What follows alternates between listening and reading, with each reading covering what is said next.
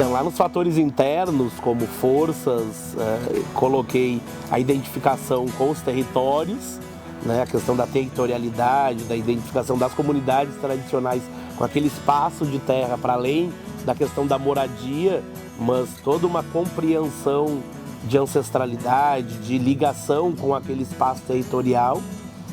Também ainda como força a organização social em comunidade, dentro de um bairro negro e centenário, a forma social como se organizou o bairro e a forma de vida das pessoas dentro desse território junto às comunidades tradicionais, que reforça como uma força interna desse povo. E também o fácil acesso ao centro, às políticas públicas e serviços centralizados, né, que vai diferir muito da forma de organização dessas comunidades aos serviços, às políticas públicas. É um fator de força interna, essa proximidade com o centro da cidade e os serviços públicos que ali orbitam. Nas oportunidades, como fatores externos, eu coloquei também a relação do porto com as comunidades tradicionais. Hoje a gente caracteriza como não havendo essa relação, a falta dessa relação. Então uma grande oportunidade é de fato se instituir uma relação do porto, da zona portuária como um todo, com essas comunidades, com esses povos tradicionais, entendendo quem eles são, as suas realidades, os impactos que podem ou não o porto gerar sobre essas comunidades, né? Então, instituir e firmar essa relação. E através dessa relação, pontuei também o reconhecimento institucional dos povos e comunidades tradicionais.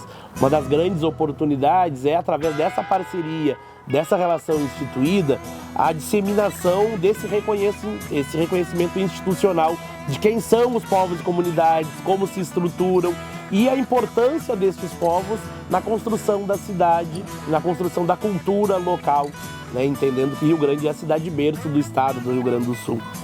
E ainda como oportunidades, a possibilidade de contribuir positivamente na expansão dessas comunidades e estruturação dos seus territórios tradicionais.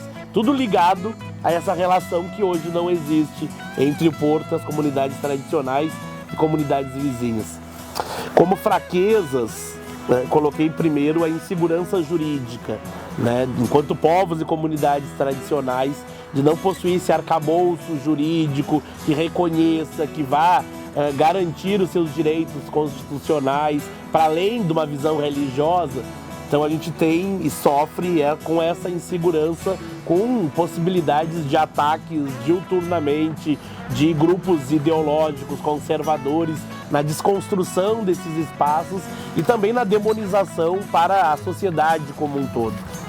Ainda como fraquezas, o choque cultural entre cosmovisões e formas de organização, mesmo dentro do território, mas também fora dele, né? Entendendo que os povos de matriz africana possuem uma forma própria de organização social e política, valores civilizatórios que são a base da estruturação dessas comunidades, mas que da porta para fora é o sistema eurocentrado capitalista que rege as relações e esse choque cultural, principalmente nos espaços que são comuns, né? Principalmente as crianças que saem dos territórios tradicionais para ir para a escola, com serviço público, dentro dessa visão eurocentrada, vai diretamente nesse embate, nesse choque cultural entre um espaço que diz que o primordial é o respeito aos mais velhos, o compromisso com o mais novo, com esse outro espaço externo que vai dizer que o foco é o crescimento individual, a preparação individual, a obtenção de lucros, de trabalho. Trabalha para ter dinheiro para sobreviver, sobrevive para trabalhar. E segue uma lógica infernal de exploração daquele ser humano. Ainda dentro das fraquezas, para finalizar, colocamos a disputa pelo território, né? O não reconhecimento do território, principalmente do bairro Getúlio Vargas, como um território negro, centenário, gera essa possibilidade de disputa por outros movimentos, por outras organizações, ideologias, justamente na tentativa de desconstrução dessa caracterização que a gente pretende manter e reconhecer institucionalmente. Como ameaça aos povos tradicionais de matriz africana no território portuário, coloquei primeiro a exposição aos riscos de viver em uma zona portuária como poluição ambiental e etc., que é uma informação que a gente não tem, a gente vive ali, está ali, muitos já cresceram e morreram naquele espaço, mas a gente tem uma série de questionamentos que pode ter fundamento ou pode não ter fundamento, mas que a gente, por não ter uma informação, por não ter um canal de comunicação com esses setores, a gente simplesmente fica na imaginação, na possibilidade, né? Todos os agentes poluentes que são disseminados no ar pelas empresas portuárias, a gente não tem uma confiança de que isso realmente é fiscalizado, de que é nocivo, de que está dentro dos padrões. A gente não sabe, a gente desconfia, né? A gente teve inúmeras situações de roupa na corda sujas, com a poluição, os vidros da casa, e o que vai para o pulmão, o que a gente respira, com essa relação, com essa segurança que nós temos, com essa informação que não existe. E aí, por não existir, trouxe também essa falta de informação e comunicação entre o porto, e quando digo porto, quero dizer toda a zona portuária, o complexo, e as comunidades.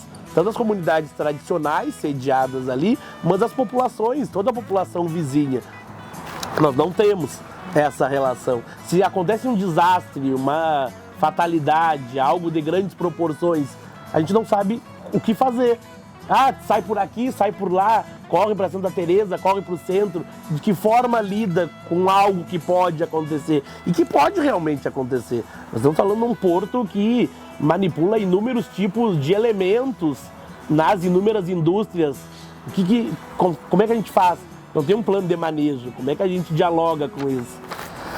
E, por fim, ainda nas ameaças, trouxe também os interesses políticos e econômicos que podem divergir, ser contrário às comunidades que lhes são vizinhas, né? Isso é uma ameaça evidente, está posta.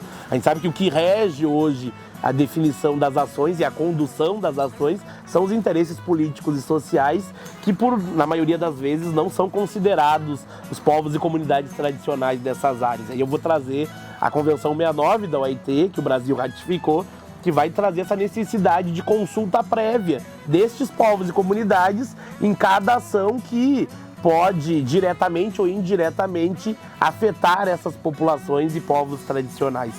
Então, conto aí para finalizar essa falta de consulta prévia aos povos e comunidades tradicionais e populações vizinhas ao Grande Porto e ao território portuário como um todo.